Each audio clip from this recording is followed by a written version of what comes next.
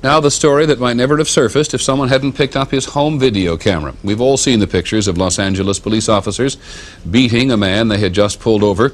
The city's police chief said today he will support criminal charges against some of the men. Here's ABC's Gary Shepard. The 3 police officers facing felony criminal charges were among a group of 15 who stopped a 25-year-old black man last Saturday night, then beat him, kicked him, and clubbed him, unaware that an amateur photographer was recording the incident on videotape.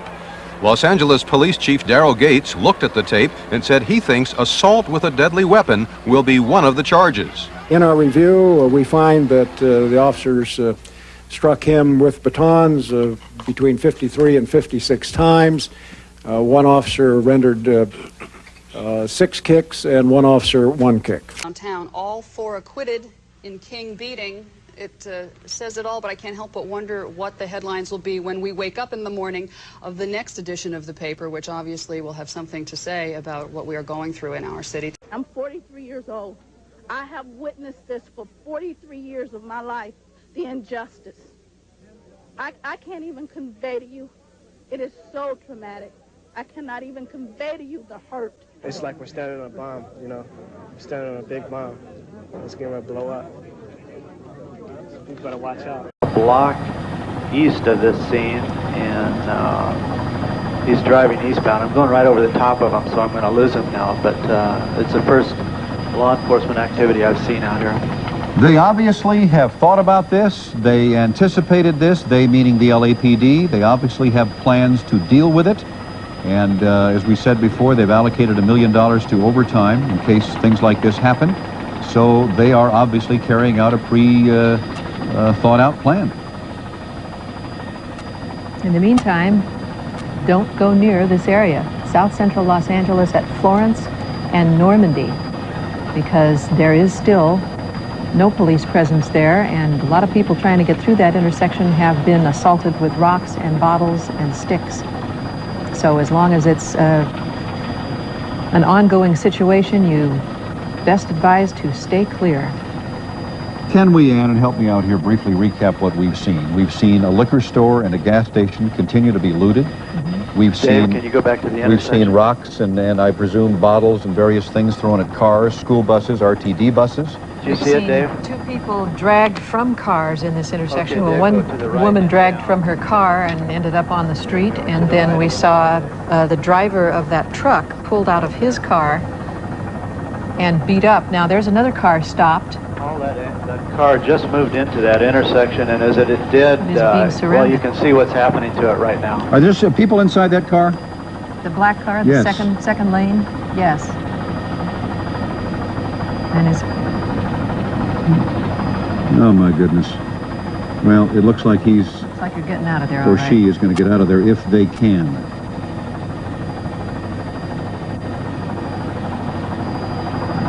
But still, there are things being thrown at the car, as you can see. We can't hear. I guess you can't hear either if guns are being fired or not.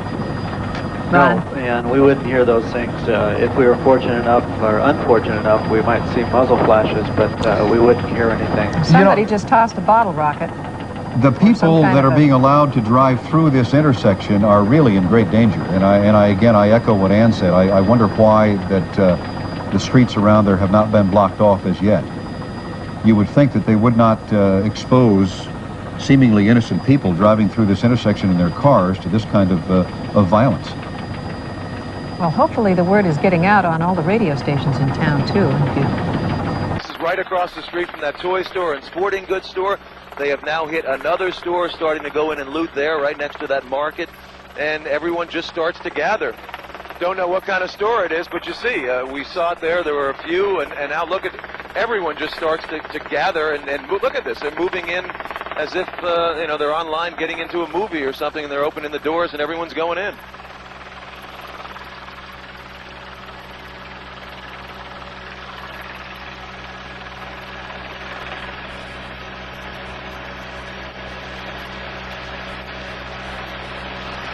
No, not yet. As I mentioned, we can't show you that shot, but I would say now there are some police.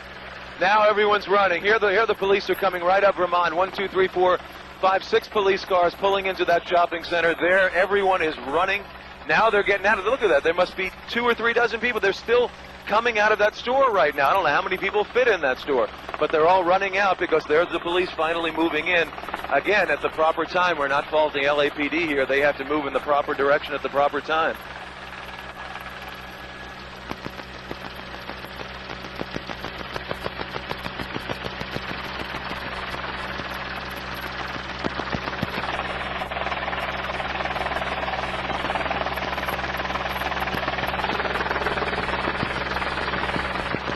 Yeah, they're so spread out. Here you see the people, the police. I think they just want a presence. They want these people out.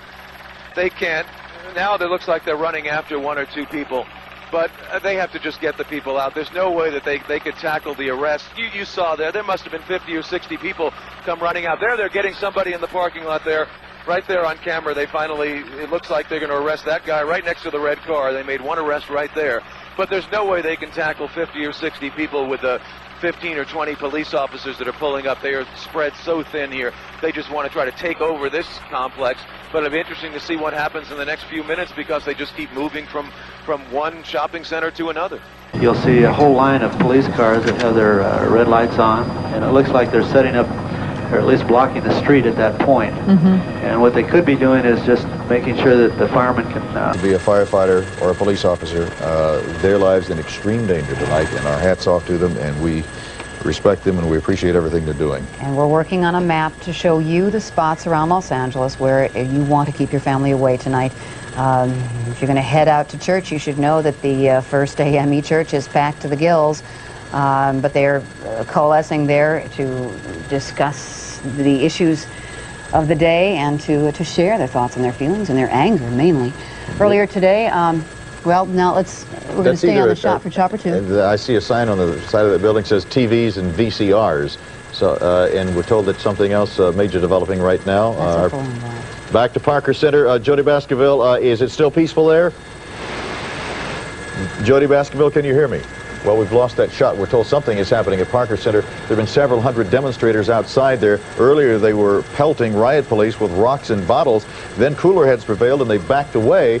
We're told right now by our producer that something is happening there. We're not sure exactly what.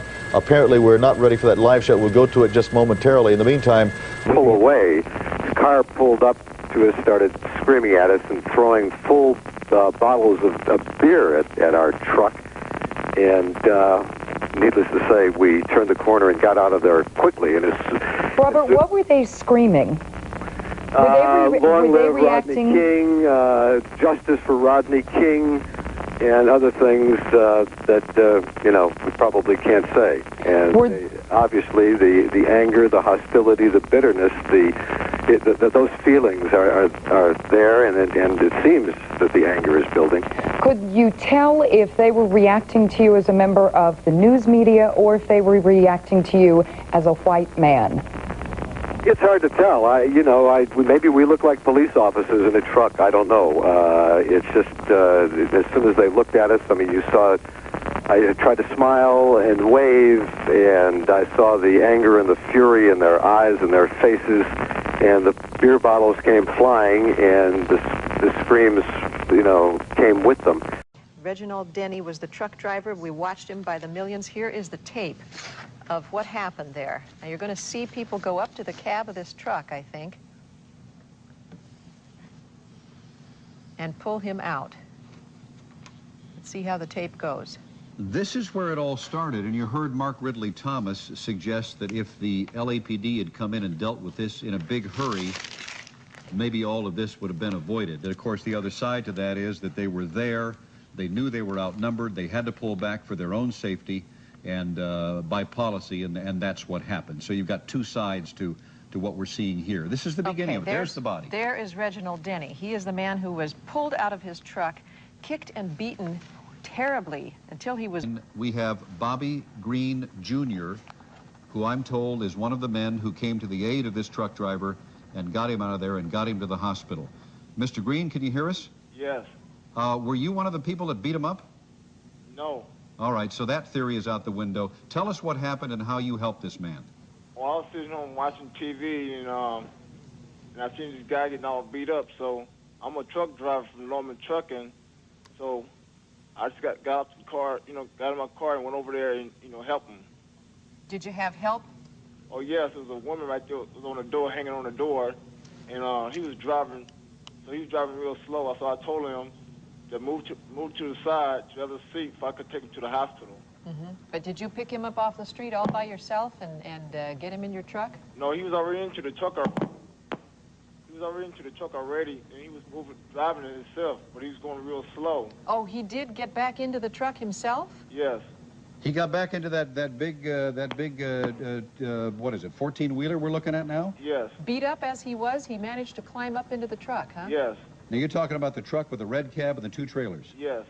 I'll be darned. I hadn't heard that before. No. So he got back into that cab, and you found him trying to drive away from the scene when you got there, huh? Right. What kind of shape was he in, Mr. Green? Oh, he was really, really, really bad. Bad shape. Can you describe his injuries to us as best you can? He had big holes under his eyes. His head was busted, everything. He seemed like he was ready to go unconscious. So did you pushed him over and you drove him in? Yes. Was he conscious when you got to the hospital? Not really. As soon as we got to the hospital, he went to a seizure. A seizure? Yes. Did he say anything to you on the way to the hospital? Yes. What? He said, "Thank you, sir, for helping me out." How old a man was he, Mr. Green? Would you guess? He probably was in his 35s, probably. Yeah. Did you ever figure out why he got beat up like that? He was white. That was all, huh? Yes. Just in the wrong place at the wrong time. Yes. A few hours ago, the man who's become the unwilling symbol of this outbreak of violence decided it was time to speak out. Rodney King appealed for peace. I just want to say, can we all get along? Can we get along? Can we stop making it horrible for the older people and the kids? And I mean, we've got enough smog here in Los Angeles, let alone to deal with the setting these fires and things. It's just not right. It's not right, and it's not gonna change anything.